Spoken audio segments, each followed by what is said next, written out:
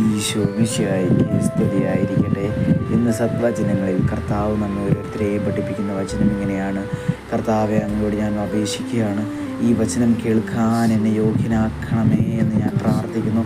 കർത്താവ്, ഈ വചനം അനുസരിച്ച് ജീവിക്കാൻ എനിക്ക് കൃപ തരണമേ എന്ന് ഞാൻ പ്രാർത്ഥിക്കുന്നു. കർത്താവിൻ്റെ വചനം ഇങ്ങനെയാണ്: അവിടുന്ന് അവരുടെ മിഴികളിൽ നിന്ന് കണ്ണീർ തുടച്ചു നീക്കും. വെളിപാട് 21:4. ഈ വചനം വെളിപ്പെടുത്തുമ്പോൾ നീ ഒന്ന് ഓർക്കുക, നീ കർത്താവിനോട് നിൻ്റെ സങ്കടം പറയും. കർത്താവ്, നീ സങ്കടപ്പെടുമ്പോൾ കർത്താവ് സങ്കടപ്പെടുന്നുണ്ട്. നീ സന്തോഷിക്കുമ്പോൾ കർത്താവ് സന്തോഷിക്കുന്നുണ്ട്. നീ നന്മ ചെയ്യുമ്പോൾ കർത്താവ് സന്തോഷിച്ച് ആഹ്ലാദിക്കുകയാണ്. കാരണം അത്രത്തോളം സ്നേഹമാണ് കർത്താവിനുള്ളത്. അതുകൊണ്ട് എന്ത് സങ്കടമുണ്ടെങ്കിലും നീ കർത്താവിനോട് പറയും. കർത്താവ് നിൻ്റെ സങ്കടമൊക്കെ മാറ്റിക്കോളും, കണ്ണുനീർ തുടയ്ക്കും.